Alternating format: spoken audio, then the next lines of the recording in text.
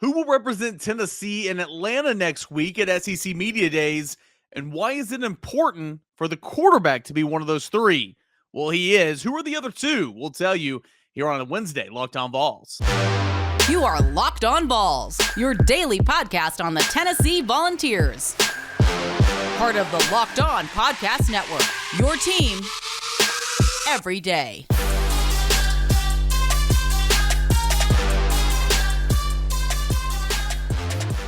Well, good Wednesday, everybody, and welcome into it. This is Locked On Vols, your go-to Tennessee Volunteers podcast. Weekdays, when you wake up, it's your first listen, it's your first watch on YouTube.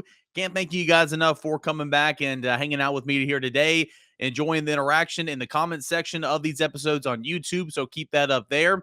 And thank you guys so much for hanging out with me once again today. All right, on today's episode of Locked On Vols, we're going to break down the three representatives Tennessee is taking to SEC Media Days next week in Atlanta, Georgia, and why I believe these are the correct three for Josh Heupel to pick. Plus, who else is going to be at SEC Media Days and what stands out along the conference lines? Josh Ward comes up in segment number 2, and then Starter Spotlight will stay at safety. And this time we'll talk about Trevon Flowers, all coming up in segment number 3. I'm your host, Eric Kane. You can find this podcast on Twitter @_Kaner and at Locked On Vols. I do radio in Knoxville, Tennessee at 99.1 The Sports Animal. That's the flagship station for the University of Tennessee. I also write for the rival site. That's at volquest.com, covering Tennessee football, basketball, baseball, and more importantly, recruiting, the world of recruiting. So if you guys are new to the show, appreciate it. Pull up a chair. Hope you stay around. Let's go ahead and get into this Wednesday edition of the show. So Tennessee will be represented by quarterback Hendon Hooker, wide receiver Cedric Tillman, and safety Trevon Flowers next week, at SEC Media Days. Two of the three come as no surprise, right? I mean, you've got your quarterback. He's a veteran. He's clearly your guy, and he's a good leader. He's obviously a standout guy in terms of SEC play. So he would be an obvious answer, right? He would be an obvious answer to take to SEC Media Days. This will be his first trip because obviously it was his first year in the program last year. And coming into the season, he was anything but a guarantee to get any playing time. It was all Joe Milton, right?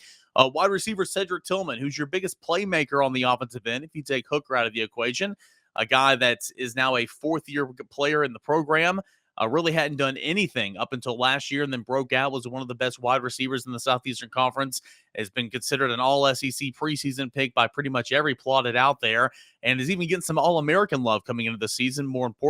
Most recently, Athlon Sports pegging Cedric Tillman as a third-team preseason All-American just days ago. So those are some obvious ones, two on the offensive end. And, keep in mind, prior to, or the one SEC Media Days we had since the COVID year, which was last year in 2021, they cut down the player count from 3 representatives to 2 for each team. It used to be 3. Well, this year they're going back to 3, and you got to think, all right, well, Tennessee's got to bring somebody on the defensive side, right? Well, who's it going to be? It's not going to be Jeremy Banks. Jeremy Banks is not media trained. Of course, he had a whole lot of off-the-field issues early on in his career. And he plays with that edge on the field, and sometimes he makes silly penalties, and we spoke on that on this podcast plenty of times. But Jeremy Banks, really wouldn't be the ideal guy. Matthew Butler's no longer with the program. Theo Jackson's no longer with the program. Alontae Taylor's no longer with the program. Anybody on the front line? Could it be Tyler Barron? Tyler Barron, I think, would have been a fine selection. Would have been Byron Young. Byron Young is probably the team's best player in the front seven in terms of, potential and what all he can do on the field, but he's not very much media trained. He's had a couple of media sessions, don't get me wrong, but very soft-spoken guy. So you want to go to the secondary, and though there's so many question marks in that secondary right now, you look at 2 safeties, one of which we spoke on yesterday in Jalen McCullough, and one we're going to speak on in segment number 3 for Starter Spotlight and Trevon Flowers. Those are 2 veteran safeties who are 2 leaders on this defense now. And, all intents and purposes are probably, guaranteed starters. I hate using the word guarantee, especially with how poorly that position was last year. And we spoke on that yesterday. And again, we'll speak some on that today. But Trevon Flowers is an obvious candidate, and he was the 3rd representative selected by Josh Heupel, by Tennessee, to represent the Volunteers in Atlanta for SEC Media Day. So your 3 representatives, there'll be Josh Heupel there, and then players Trevon Flowers, Hendon Hooker, and Hendon Hooker and Cedric Tillman. So what does all this mean? All right. So basically, when you go to SEC Media Days, and we'll have a preview for SEC Media Days on Monday's show. And like I told you guys earlier this week, I'm going to be down there every single day, gathering audio and pictures and, writing stories and all that type of stuff. I'm going to try to record the podcast each and every, afternoon or evening from Radio Row. And so, that's going to be kind of neat. But nonetheless, it's a chance to get in front of the media. It's a media blitz, if you will. Each team will have a certain, part of a day, a certain chunk of a day, whether it be 2 or 3 hours or whatever the case may be, where they will go to a main room and they will answer questions from the big media brass. They will go to a smaller room where it used to be called the radio room, but it's not necessarily that anymore, but it's a smaller contingent of media. They will go down to Radio Row and take their, chances going around, and there'll be different, talk shows, trying to get Bill Martin to say, hey, can I get Heupel over here? Hey, can I get Hendon Hooker over here? Hey, can I get Cedric Tillman over here? They will meet with local media, like people like me were saying, hey, let me get a one-on-one here. Let me get a one-on-one here. Let's record something over here with these sports animals. So it's a media blitz, but it's really quick. Snap of the fingers, you're done. And by the time all these players are going around and visiting all these different rooms and doing everything else, you have the head coach going and doing exclusives with CBS, exclusives with the SEC Network, who will be on set there, exclusive with Marty and McGee, who will set up, and do their show live and be taping interviews with all these different head coaches all week long. So if you're unfamiliar with SEC Media Days, it is truly like nothing else you'll ever see. It is much, much different than Big Ten Media Days. It is much, much, much different than Big 12, ACC, and Pac-12 Media Days. It truly means more, right? In Tennessee, the 3 players that will be going on its media blitz in Atlanta, Georgia next Thursday. That's the time section that the Volunteers will be on. They'll be going next Thursday morning. And it will be Hendon Hooker, Cedric Tillman, and Trevon Flowers. Who are some of the other players who will be representing the SEC and representing their specific school coming up next week in Atlanta, Georgia? I've got that list right here, and I'll go ahead and tell you. From Alabama, Will Anderson Jr., whom you guys know I think is the best football player in the country. Outside linebacker, edge player. Will Anderson Jr. will be representing Alabama, as will Jordan Battle, a defensive back, and your reigning Heisman Trophy winner, Bryce Young. So pretty much stacked with the Alabama players, all these players we have heard of before. Arkansas, the notables. Again, I'm not going to read off every name for every team because quite frankly, I don't know who some of these guys are. KJ Jefferson, quarterback. We all know who KJ Jefferson is. And Bumper Poole, who is a 6-year senior, a member of the all-name team. I did a one-on-one with him last year at SEC Media Days. I promise you guys, I am as tall as Bumper Poole is. Bumper Poole is about 5'10", about 240 pounds of just solid muscle. I always root for him. He is an undersized guy in terms of stature, but he plays the linebacker position. He plays hard, and he'll be back at SEC Media Days this year. So for Arkansas, the notables, KJ Jefferson, the quarterback, and Bumper Poole, the linebacker. At Auburn, you'll have Tank Bigsby, the junior running back. Remember when he jumped in the transfer portal and then went back in, quickly over the offseason? Well, looks like his standing in terms of leadership with a team that's very uncertain right now is still in good standings. Derek Hall, the edge rusher, and John Samuel Shenaker, the tight end for Auburn. At Florida, Anthony Richardson, the quarterback. He is the guy now. There's no Emory Jones. He is the guy, and he has one of the highest ceilings in all the country and specifically all the SEC in terms of quarterback play. If he can reach that level and consistently play there, hopefully that will not happen until Tennessee already plays Florida in week 4 this upcoming season.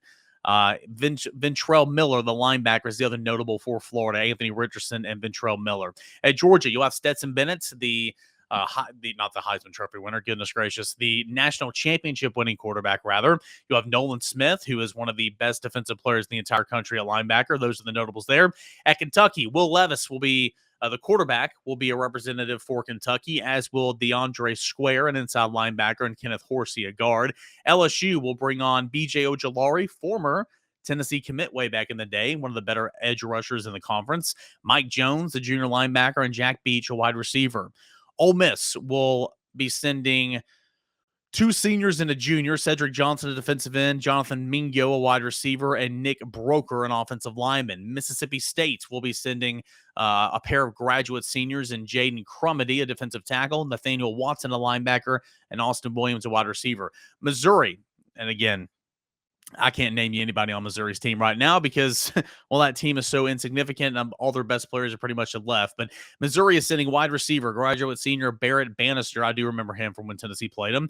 Martez Manuel, the defensive back, I actually do remember him as well. I do a scout on all these teams before Tennessee plays them, so the names actually do ring a bell. And Isaiah McGuire. South Carolina will be bringing 3 seniors. Zach Pickens, a defensive lineman. DeCarrion Jr., a wide receiver who's a pretty good player. And Javon Jen, an offensive lineman. Tennessee, of course, we know Trevon Flowers, Hendon Hooker, Cedric Tillman. Texas A&M will be bringing Damini Richardson, a defensive back senior, Layden Robinson, an offensive lineman junior, and Anna Smith, a wide receiver who is a senior. And then finally, Vanderbilt will be bringing a tight end by the name of Ben Bresnanen, an outside linebacker, Anthony Orji, who's a really good player, and then the quarterback, Mike White. I found it interesting, though, because I believe there's 2 quarterbacks for Vanderbilt. One is Mike Wright, one is Mike Jones, or maybe that's a song. Maybe I'm forgetting the other quarterback's name. I need to look that up. But nonetheless, they've been playing 2 quarterbacks the last couple of years, but they elect to bring Mike Wright, who has been, they started as a true freshman a couple years ago, saw a lot of playing time last year as well. I found that interesting there is maybe they found stability in the quarterback room. So those are the players from the SEC, from around the SEC, that will be representing their teams at the 2022 SEC Football Media Days in Atlanta. Very important to have Hendon Hooker be your guy because he is your leader on this team. He is your quarterback no matter what. And he's kind of the voice of your team. Cedric Tillman's a no-brainer and your biggest playmaker. And Trevon Flowers makes a whole lot of sense because he is a veteran guy in the secondary that has been there and done that. We'll talk more on Trevon Flowers here coming up in segment 3. But coming up next, Josh Ward. It's Ward Wednesday. We're going to check in with our buddy Josh Ward coming up here in just a minute. But first, let me tell you about Rock Auto. With the ever-increasing numbers of makes and models, it's now impossible for your local chain store of auto parts to stock up on all the parts that you need. So why endure the often pointless or seemingly intimidating questioning and wait while the person behind the counter orders the parts on their computer, choosing only the brands their warehouse happens to carry? You have a computer and you have access to rockauto.com at your home and in your pocket. Save time and money when using rockauto.com. Why choose to spend up to 30 to 50, sometimes even 100% more for the same parts from a chain store or car dealership? RockAuto.com is a family-owned business serving its professionals and do-it-yourselfers online for over 20 years. And the prices are always so reliably low at RockAuto.com. They have everything you possibly need, from brake parts to tail lamps, motor rolls, even new carpets. Go explore their easy-to-use website today and try to find the solution to all of your auto part needs. Go to RockAuto.com right now and find all the parts available for your car or your truck. Right Locked On in the How Did You Hear About Us box so they know that we sent you. Amazing selection, reliably low prices, all the parts your car will ever need. Visit my friends at rockauto.com. Time to bring on Josh Ward for a little Ward Wednesday conversation. Josh, former host here of Locked On Vols, current host of Josh and Swain. It is noon to 3 every single weekday on 99.1 The Sports Animal. Josh, how we doing today, man? Yeah, doing well. A lot going on with Tennessee right now. Yeah, you could say that. I don't have my notes in front of me, but the month of July has been really, really good. Tennessee, just in the last couple of days, Cam Selton jumps on the boat. You get your first offensive tackle. You get, by some publications, a 5-star, defensive end, edge rusher. You get a couple other nice guys. Get a nice linebacker. This class is really starting to come into its own. It's as high as 5th in the country per Rivals. First in the SEC. How do you kind of spin this run that Josh Heupel's been on, and what do you attribute to that? Well, I think this does come back to, like with Cameron Selden, I think Shandavian Bradley for sure, Jalen Smith, some of the recent commitments, early relationships that were established. Like Selden's a player that the way he's ranked and his talent, his speed, at his size, you would think could go anywhere in the country, right? Just about. Yeah. And his finalists were Tennessee, Penn State, and Maryland. And Penn State's been in good shape, and Tennessee's a big name. Maryland's not really in football. But those were his final 3, and I think that comes back to relationships established early, who he was comfortable with, and then Tennessee's offense and what they can do with Selden was very attractive to him. So that makes a lot of sense. Probably the same with Sham on the offensive line. Mm-hmm. And then Bradley's just, he's such an important get. Because of his talent, you mentioned where he's ranked, how he's rated by the recruiting services, but because of his position, and this staff has done a good job of prioritizing guys up front. Look, every coach comes in saying we need big guys up front, so that's not anything new. But they've done a good job of prioritizing guys on the edge on defense in the last couple of classes and going out and getting guys that they targeted as realistic options. Joshua Josephs and James Pierce last year, and then this year with Caleb Herring. I mean, Tennessee benefited from a good relationship with him in state and capitalized. But then Bradley's a guy that if you just zoomed out and said, well, where is he likely to end up at the beginning of his recruiting process, Tennessee wouldn't stand out there. So Tennessee did a good job of getting in and jumping out in front of other schools that were attractive to him. So I think a lot of it does come back to relationships, which always matter in recruiting, and then the vibe of Tennessee's program. And that's really good. The offensive style and maybe the defensive personality. You know, a question that I've been asked over the course of the last few days since his commitment, and I found it interesting because there are a few parallels, but I do think they're kind of different players. I want to hear what you have to say about this. With all the intrigue of wide receiver, running back, athlete, 6'1", 220, 220 pounds, can run a 4.40, whatever the case is. How is Cam Seldon any different in terms of hype than D. Beckwith was? Well, I think his speed would be what separates, because he's a guy that we don't know what position he's going to play. And Beckwith, by the way, he was a well thought of recruit. It was Tennessee over Florida for him. And his coach came on our station. He came on Sports 180, I guess, at the time, and said, I would compare him to Juwan Jennings. And I thought, whoa. But you know what he didn't have was Juwan Jennings' mindset, at least that I could tell in his 2 years on campus. And we'll see if that changes. Cam Seldon, I don't know much about his personality, honestly, but what I hear about his personality is what people like, that he's going to be about his business. And his announcement was kind of funny. And maybe there's some technical difficulties there on the side of getting family to say something. I don't know. But call it what it was. It was the most anticlimactic commit. Yeah, we knew where he was going. Yeah. So, there's no – I mean, if you're paying attention to recruiting on a regular basis. But if his personality is I'm just going to lock in and I'm going to do my job and I'm going to play what they want me to play, then I think with his speed and playmaking ability, I think a question may be the competition that he faces, but there is no questioning his speed. Look at him standing out on a track and watch him run, and that's for real. And then there's also this offense that they can figure out a way to get him on the field. With D. Beckwith, it just there never seemed to be an obvious fit. And if he was going to play running back, or at one point there was the idea, could he play tight end? At least to this point, or in his 2 years on campus, he didn't show the mindset that's going to be required to play those positions from a physical standpoint. Seldon, I think, will more naturally fit where Tennessee wants him. Yeah, I remember talking with D. Beckwith kind of when he was on his way in, because he signed in February of that cycle, if you remember, and he was not an early enrollee, obviously, because he played basketball. I remember talking to him about before, he was about to get on campus here at Tennessee, and asked him about tight end, and he was like, I'm not playing tight end. I've never played tight end in my life. I've never gotten a three-point stance. That's not what I do. And I'm like, okay, so you're looking at wide receiver or probably running back wasn't even a thought at that point in time. So it'll be intrigued to see how the rest of his college career, kind of goes since he's left here at Tennessee. All right, yeah, so and Seldon, I would also add, so his versatility is considered a strength. So on Josh and Swain, one of the first things Swain said was, well, I'd put him on kickoff return before even wondering where he fits on offense because of his speed and natural ability with the football. And then Adam Friedman of Rivals came on the show, and he said, love his ability and he can do different things, but I'd put him on kickoff return. So I think there's some obvious fits as well, to where with Beckwith it was, okay, we'll find something for him. Yeah. With Seldon, I think there's a better idea of what he'll be able to do right off as he learns the playbook and has a better idea. Swain also compared him to Robert Meacham and then said, well, I want to be careful about how much hype, but recruiting-wise, if you look at the rankings, there's not much of a difference. But Meacham was an NFL caliber athlete, and Seldon looks like he could be that too. All right, so Tennessee is firmly a top 10 team pretty much anywhere you look at right now in the team recruiting rankings. Tennessee has 18 commits, a long way to go. Tennessee will continue to add to this class. There might be guys who leave this class. Hey, it's recruiting. But where do you see this as a top 10 team? Because I've been pretty consistent in saying I believe Tennessee will finish in the top 10. Top 5, I will not say that. Right. I think Tennessee will be about where it was last year, top 10, maybe 9, 10, French 10.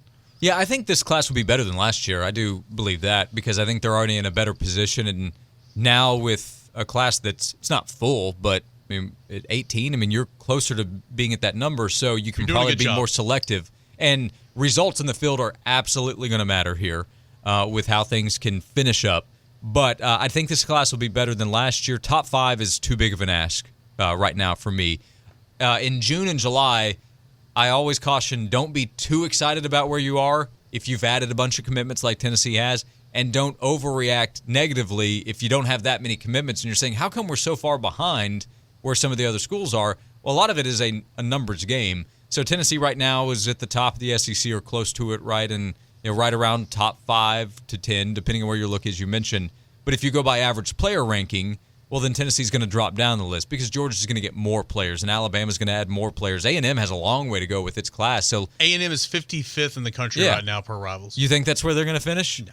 So there is a long way to go there, but I do think Tennessee will be top 10 with Nico, Bradley, Herring, Selden, Davis. And all these rankings are not done, too, so there will be updates, and that can be good and bad. Guys can drop. I recognize that. But expecting top 5 is something that you and I talked about on the show in the last couple of weeks. That was too much at the kind of beginning of this process. Or go back to when Nico committed.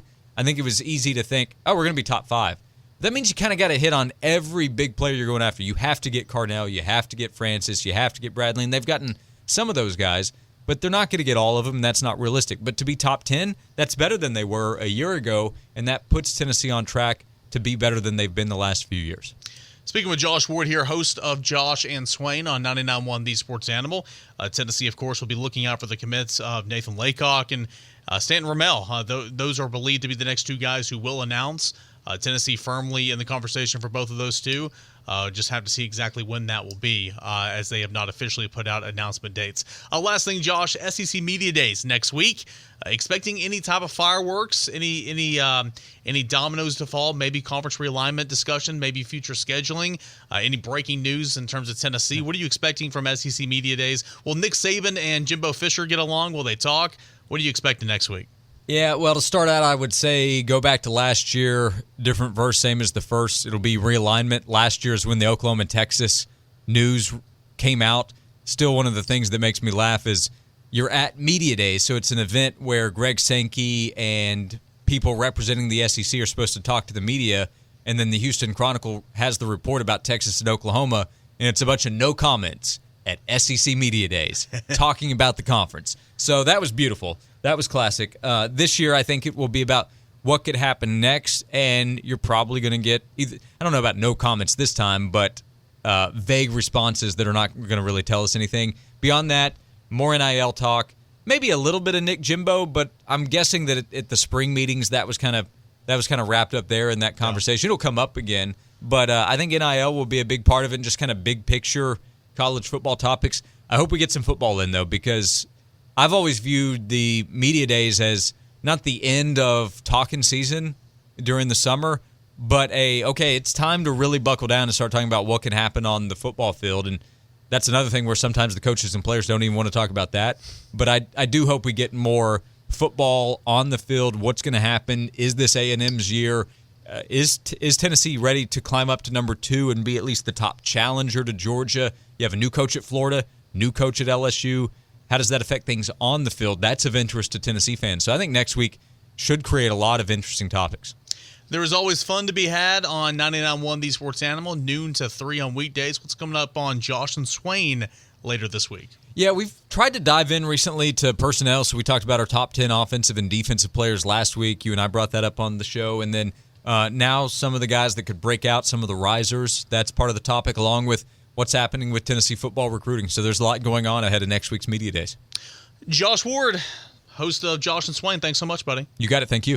And real quick, before you get out of the studio here, Josh, I do want to ask you, you're a big-time fan of Built Bar, right? What is your favorite Built Bar flavor? It could be one that's out there right now or one you got in the past that might be making a return here in the next few months. What's your favorite flavor of Built Bar? Yeah, my favorites have been the peanut butter base. So peanut butter brownie have been the ones I've gone back to. I've always been kind of a chocolate theme, so chocolate and peanut butter, that is where I start out, and I don't think you can go wrong. But I think those are elite from Built Bar. Yeah. I saw you ordered a box of the birthday cake puffs. Thoughts on those new ones? Love it. Love trying out the new stuff, and I love that Built Bar has tried things out. Here's my recommendation. Just find what you like, because not everybody's going to like the same thing, and when you find it, stick with it. Built.com, you can go and get 15% off if you use the promo code LOCKED15. So many different selections. They got the regular bars, they got the puff bars, they got birthday cakes, they got, just like Josh said, whatever flavor you think sounds good to you, chances they have that selection. If not, they might even make it. But if you go to Built.com right now and use the promo code LOCK15, you're going to get 15% off your next order. If you want to order those cookies and cream or the moose tracks or the birthday cake or whatever the case may be, LOCK15 at Built.com. It's all, again, at Built.com. Always good to hear from Josh Ward. Really appreciate him for stopping by the show each and every Wednesday for a little Ward Wednesday action. I know a lot of you guys, longtime listeners to Locked On Vols. Obviously, Josh Ward used to be the host here before handing over the reins to me about a year and a half ago. So if you guys are OGs to Locked On Vols and really before Josh's podcast came to the Locked On Podcast Network, if you remember listening to him with SEC Country and some other outlets, I really do appreciate you guys for hanging out and sticking through the transition. And now we're a year and a half in with me. And if you're still here and haven't left, I don't know, maybe you should get checked out. But hey, I'm happy to have you along. So I appreciate you guys. Starter spotlight. We're getting back into it. We'll move over to the other safety position, the free safety spot. And we're going to talk about a guy that we've already mentioned plenty of times already on today's show. His name is Trevon Flowers. Trevon Flowers, the guy that came in with Alontae Taylor and Bryce Thompson. He was one of those prized, big time. I believe he was a 4-star defensive back freshman that came in Jeremy Pruitt's first season and really started in that back end and played a whole lot of games up until he had I believe it was a broken collarbone as a true freshman and missed, 8 games as a true freshman. So he played in 4 games as a true freshman in 2018, had 9 tackles, got credited for 1 pass defense, but he was a guy that played a whole lot early on. In 2019, came back, played in 6 games, had 17 tackles, had an interception, was doing some things, and then he broke his leg and missed the remaining 6 games of that regular season in 2019 and the bowl game. So through 2 years, Trevon Flowers had a broken collarbone, and then he broke his leg. And then coming into the 2020 season, Trevon Flowers just looking for some type of stability, right? Played in all 10 games in the COVID-shortened season, 62 tackles, had 2 tackles for loss, one of the team leaders in tackles in that regard, had 3 pass defense, and was, a pretty solid player for Tennessee defense, albeit Tennessee's team struggled overall. And then 2021, played in all 12 regular season games, had a total of 82 tackles, 1.5 tackle for loss. He did have 2 interceptions and really solidified himself as being a guy that you can count on in terms of not being injured and, being a guy there in the back end. You look at Pro Football Focus, and again, not everything, but something. Got to pay attention to it. For as bad as Jalen McCullough was per Pro Football Focus, I got to tell you, Trevon Flowers was much, much better. And until I kind of looked at this earlier today in preparing for the show, I was kind of surprised at the grade that Trevon Flowers received, when I looked at it. Remember the grading scale, as I flipped through all my notes here from, weeks and weeks and weeks ago to try to find that grading scale. And I apologize. You can hear the ruffles in the pages as I turn here. You had Jalen McCullough, who had a grade of like 40 something for, this last year. Trevon Flowers, actually, I'll tell you right now, Jalen McCullough, his grade was 49.3 for the year of 2021. 49.3 is easily a replaceable player. Per the Pro Football Focus grading scale, if you're 90 to 100, that's considered elite. If you're 85 to 89, that's an all-conference level. 70 to 84 is considered a starter.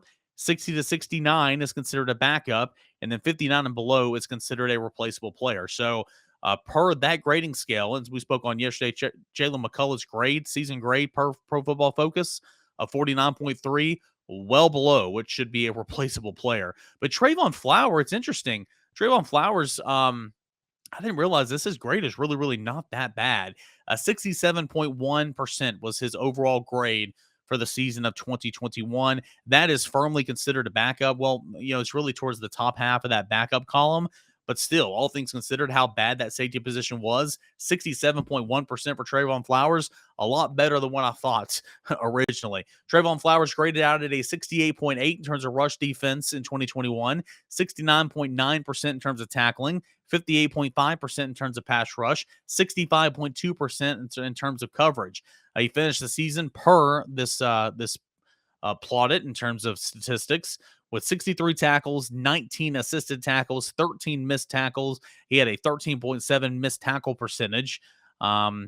And again, he had 2 interceptions. We click and go a little further in here with Trevon Flowers and look at his season and look how he progressed from years to years. And keep in mind, too, again, missed a whole lot of time as a true freshman and as a sophomore. In 2018, he graded out as a 51.9%. In 2019, 69.8%.